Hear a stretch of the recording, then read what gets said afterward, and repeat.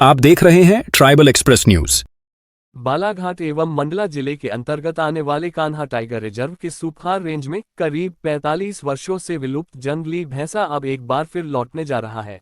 इस ऐतिहासिक पहल की शुरुआत 28 अप्रैल को मध्य प्रदेश की मुख्यमंत्री मोहन यादव स्वयं सुखार पहुंचकर असम की कांजीरंगा राष्ट्रीय उद्यान से लाए गए 4 जंगली भैंसों को जंगल में छोड़ा गया। उसमें 3 मादा और 1 नर शामिल है। इस अवसर पर प्रभारी मंत्री उदय प्रताप सिंह सहित अन्य जनप्रतिनिधि और अधिकारी भी मौजूद रहे। मुख्यमंत्री मोहन यादव की नेतृत्व और असम के मुख्यमंत्री हेमंत बिस्वा शर्मा के सहयोग से ये संयुक्त पहल मध्य प्रदेश और असम वन विभाग द्वारा शुरू की गई है। इसके तहत कुल 50 एशियाई जंगली जल भैंसों को चरणबद्ध तरीके से कान्हा में पुनर्स्थापित किया जाएगा। इस परियोजना का उद्देश्य इस विशाल शाकाहारी प्रजाति को मध्य भारत में उनके ऐतिहासिक आवास में फिर से बसाना है। साथ ही उनके प्राकृतिक चरने के व्यवहार से कान्हा के घास के मैदानों का संतुलन बनाए रखने और जैव विविधता को बढ़ावा देने में मदद मिलेगी। यदि ये परियोजना सफल रहती है तो आने वाले वर्षों में कान्हा में जंगली भैंसों की स्थायी आबादी विकसित हो सकती है।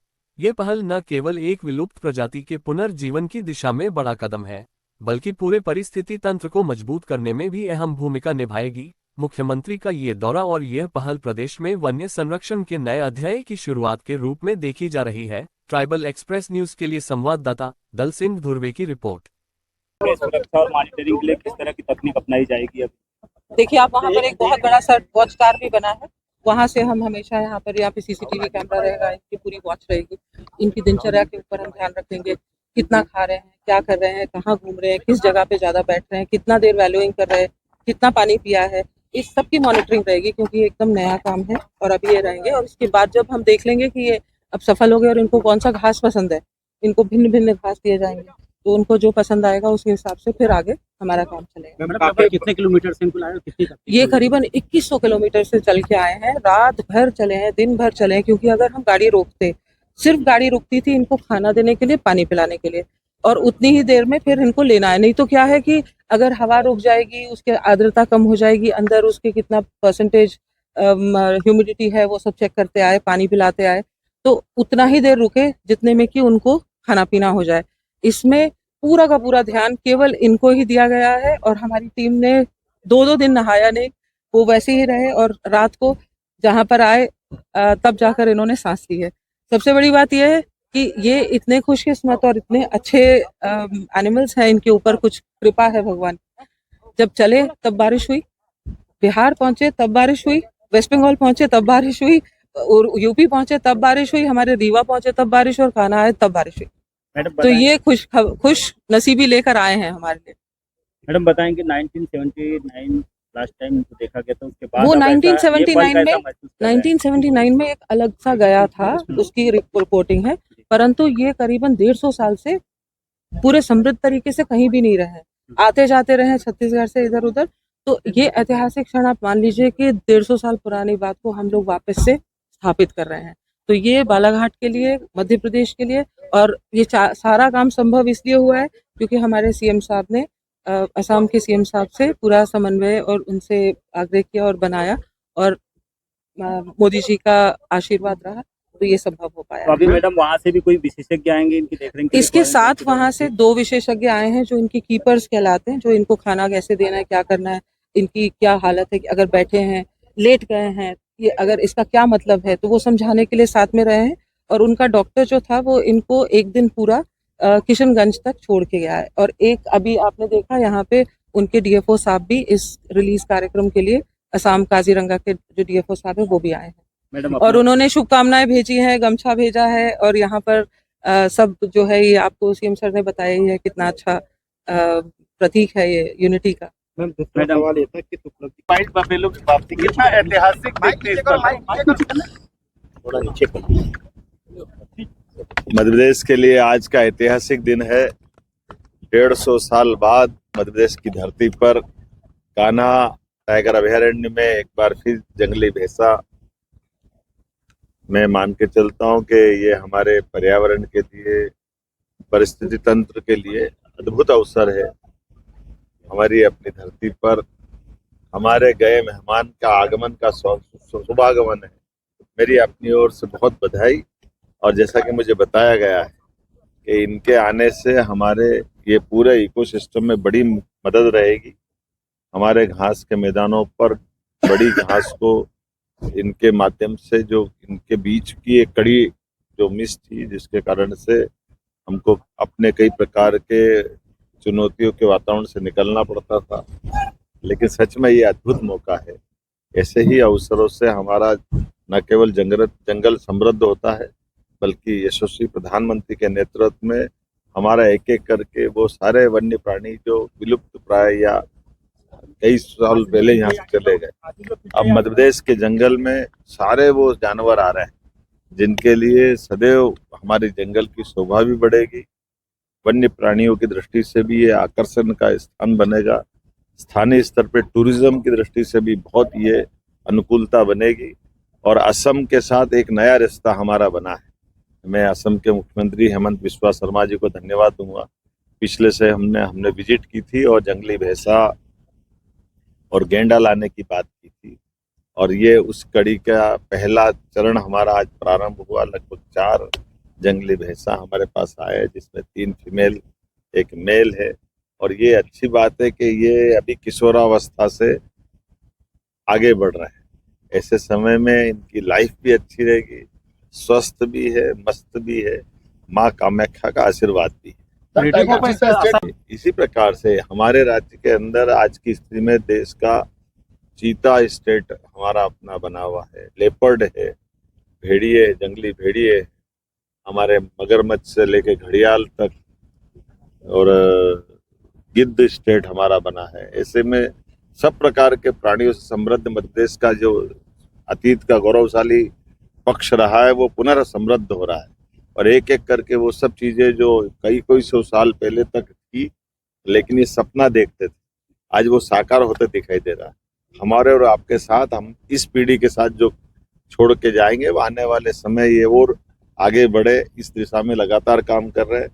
हमारी अपनी सरकारों का गठन होता है, सरकार के माध्यम से जनता के कल्याण के भौतिक अधोसंरचना के काम होते हैं, लेकिन समस्त चराचर जगत में परिस्थिति तंत्र के लिए जो काम होता है वो अद्वितीय होता है, और इसमें कठोर और कड़े निर्णय लेने की आवश्यकता पड़ती है।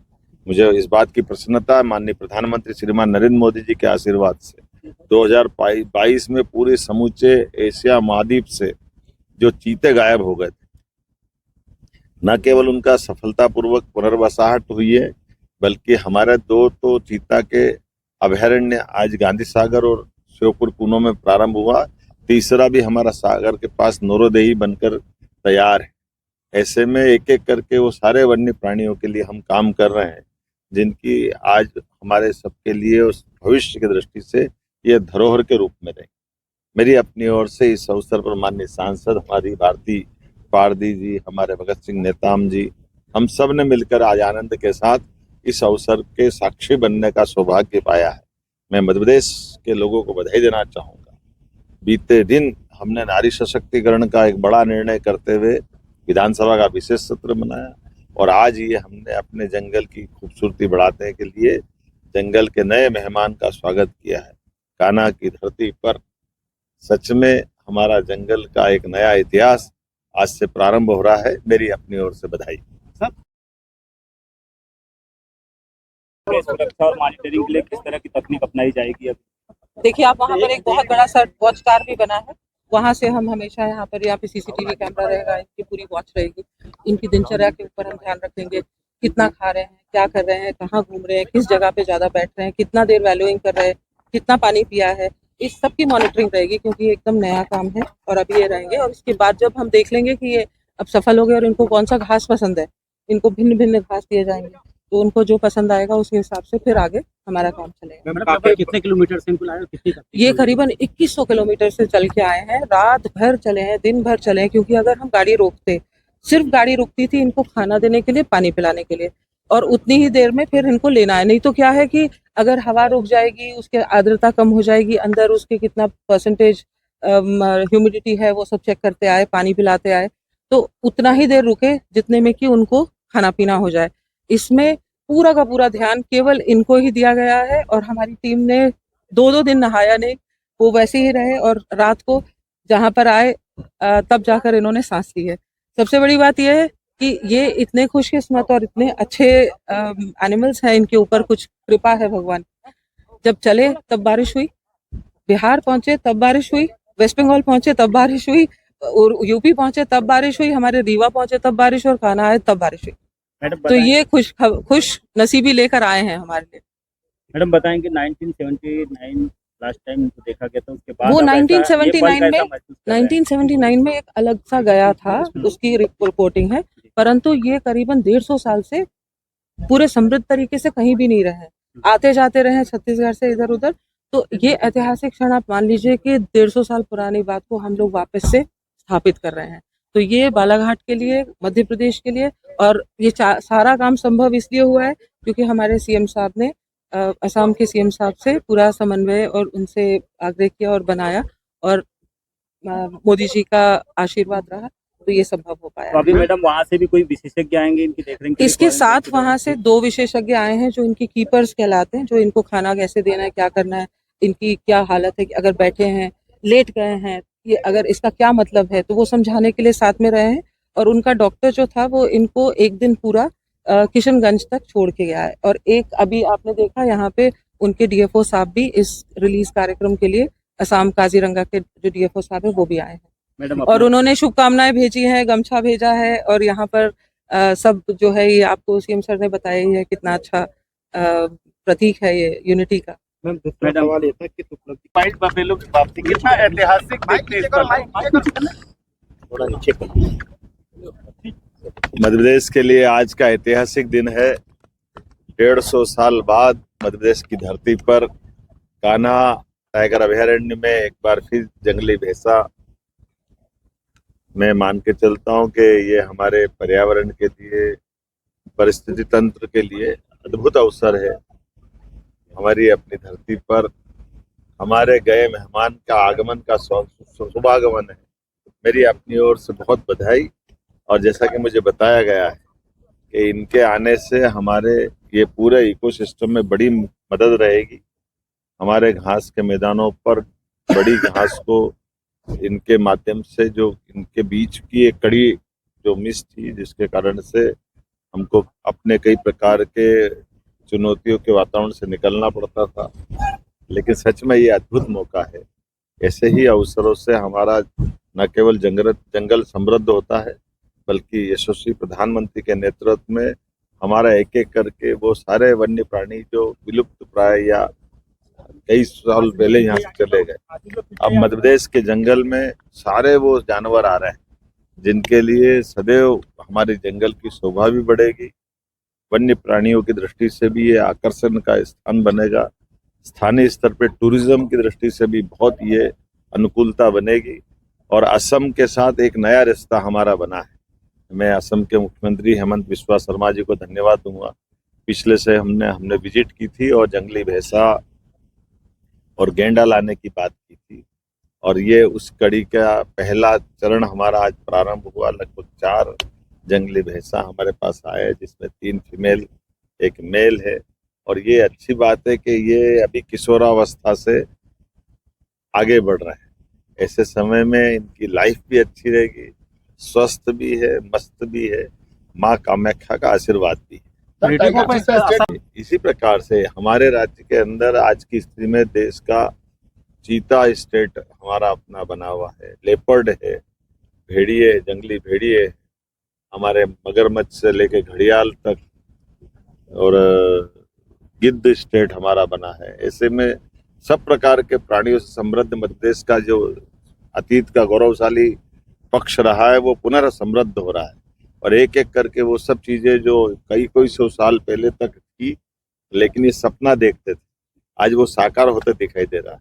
हमारे और आपके साथ, हम इस पीढ़ी के साथ जो छोड़ के जाएंगे, वो आने वाले समय ये और आगे बढ़े, इस दिशा में लगातार काम कर रहे हैं। हमारी अपनी सरकारों का गठन होता है, सरकार के माध्यम से जनता के कल्याण के भौतिक अधोसंरचना के काम होते हैं, लेकिन समस्त चराचर जगत में परिस्थिति तंत्र के लिए जो काम होता है वो अद्वितीय होता है, और इसमें कठोर और कड़े निर्णय लेने की आवश्यकता पड़ती है।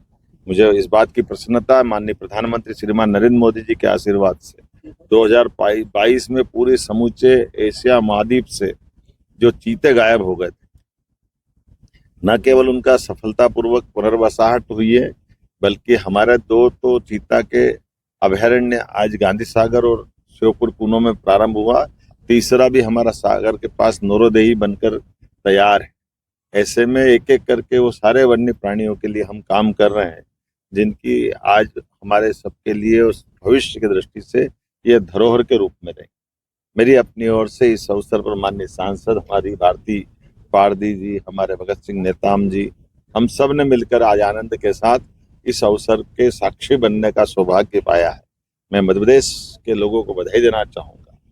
बीते दिन हमने नारी सशक्तिकरण का एक बड़ा निर्णय करते हुए विधानसभा का विशेष सत्र मनाया और आज ये हमने अपने जंगल की खूबसूरती बढ़ाने के लिए जंगल के नए मेहमान का स्वागत किया है।